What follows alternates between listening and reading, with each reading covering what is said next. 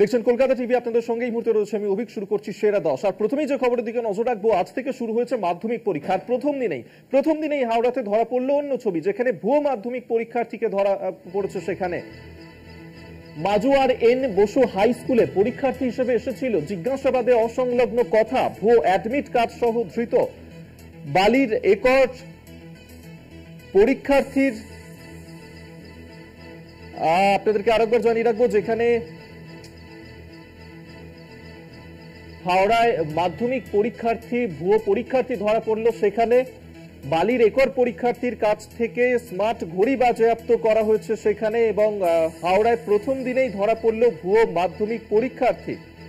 জগন্নাথ সামন্ত আমাদের সঙ্গে টেলিফোনে রয়েছেন প্রতিনিধি, বিস্তারিত কথা বলবো। জগন্নাথ, কি ঘটনা ঘটেছে?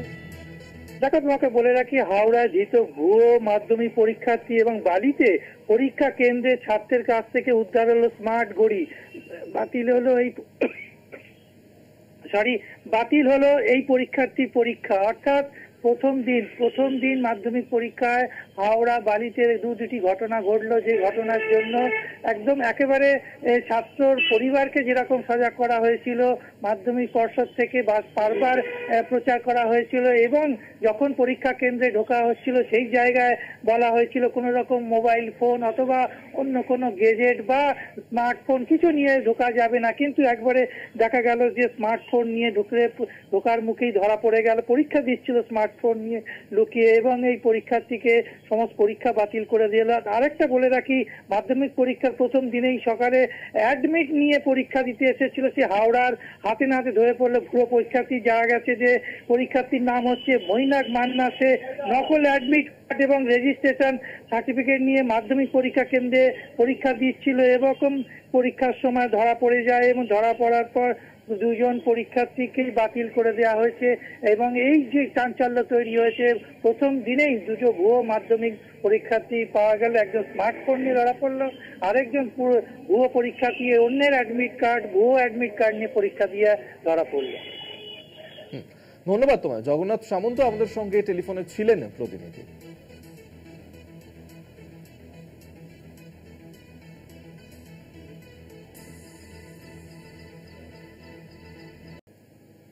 এরপর যে খবরে নজর রাখবো, বাস চালকদের নিয়ন্ত্রণ করতে অ্যাপ আনছে রাজ্য সরকার।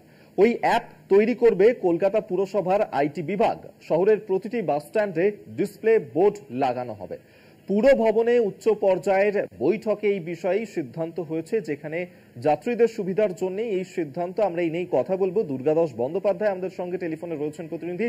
দুর্গা, এই যে সিদ্ধান্ত নেওয়া হচ্ছে, সেক্ষেত্রে এর বাস্তবায়ন কিভাবে হবে সেই সংক্রান্ত বিষয়ে কি কিছু আজকের বৈঠকে আলোচনা হয়েছে?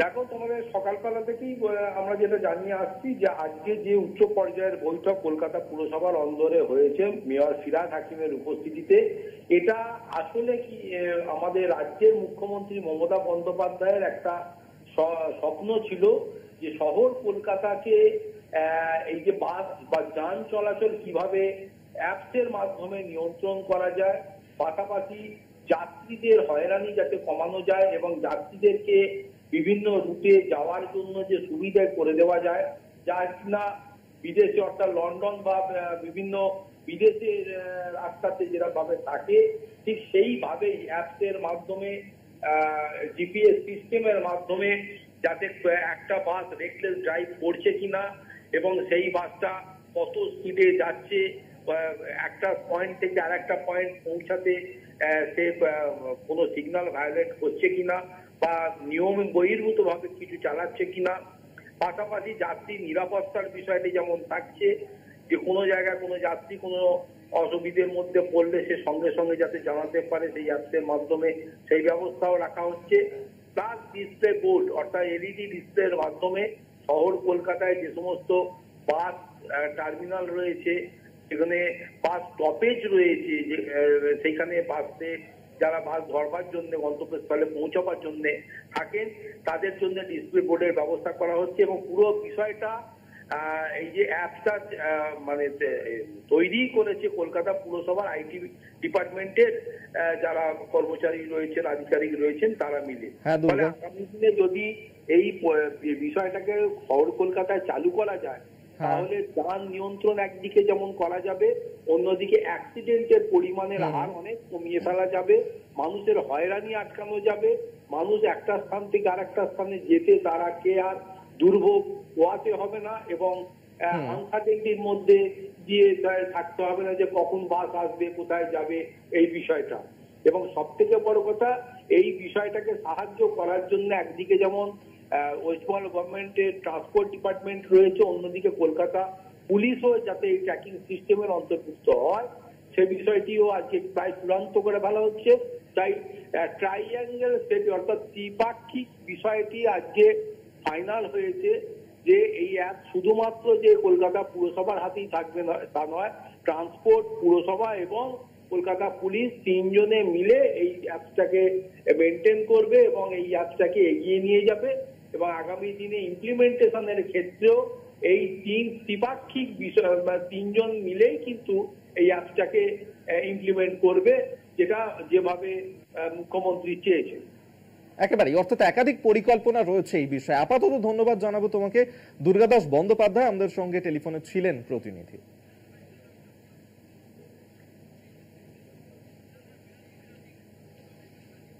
বাস স্ট্যান্ডে ডিসপ্লে হবে যে কোন বাস রুট কখন আসছে, নেক্সট বাস কখন আসছে, তাহলে মানুষ যারা দাঁড়িয়ে থাকবেন তারা জেনেই থাকবে যে আমাকে আর 5 মিনিট দাঁড়াতে হবে তবে বাস আসবে।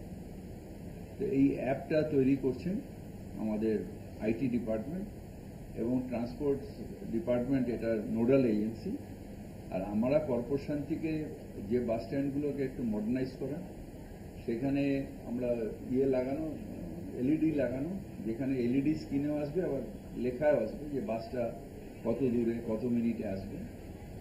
আর সেকেন্ড, যেখানে যেখানে বাস স্ট্যান্ড আছে অথচ বাস টার্মিনাস নেই, মানে বাস শেল্টার নেই, শেড নেই, সেখানে কিছু শেড আমরা তৈরি করে দেবো ইমিডিয়েটলি। প্রচন্ড ভিড়ের কারণে 14 ফেব্রুয়ারি পর্যন্ত বন্ধ প্রয়াগরাজ সঙ্গম স্টেশন। তবে বাকি 8টি রেল স্টেশন যথারীতি খোলা থাকবে। সেই স্টেশনগুলির মাধ্যমে পুণ্যার্থীরা যাতায়াত করতে পারবেন। মাত্রা ছাড়া ভিড় হচ্ছে সেখানে, যার কারণেই প্রয়াগরাজ সঙ্গম স্টেশন বন্ধ রাখার সিদ্ধান্ত নেওয়া হয়েছে। আগামী 14 ফেব্রুয়ারি পর্যন্ত এই প্রয়াগরাজ সঙ্গম স্টেশন তা বন্ধ রাখা হচ্ছে। তবে বাকি যে 8টি রেল স্টেশন রয়েছে সেই বাকি 8টি রেল স্টেশন যথারীতি খোলা থাকছে। সেই স্টেশনগুলির মাধ্যমে পুণ্যার্থীরা সেখানে আসতে পারবেন। তবে এই মহাকুম্ভ উপলক্ষে যে পরিমাণ ভিড় প্রয়াগরাজে হচ্ছে, যার কারণে এই সিদ্ধান্ত নেওয়া হয়েছে যেখানে প্রয়াগরাজ সঙ্গম স্টেশন বন্ধ রাখা হচ্ছে। আগামী 14 ফেব্রুয়ারি পর্যন্ত বন্ধ থাকবে প্রয়াগরাজ সঙ্গম স্টেশন।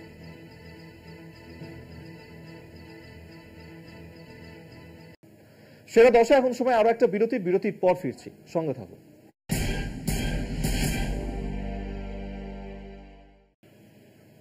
দিল্লি বিধানসভা ভোটে আবারও মুখ পুড়েছে কংগ্রেসের। শুধু শূন্যের হ্যাট্রিক নয়, নয়া রেকর্ডও গড়েছে হাত শিবির। মোট 70টি আসনের মধ্যে 67টি আসনে জামানত জব্দ হয়েছে কংগ্রেস প্রার্থীদের। রাজধানী থেকে কার্যত মুছে গিয়েছে হাতের আধিপত্য।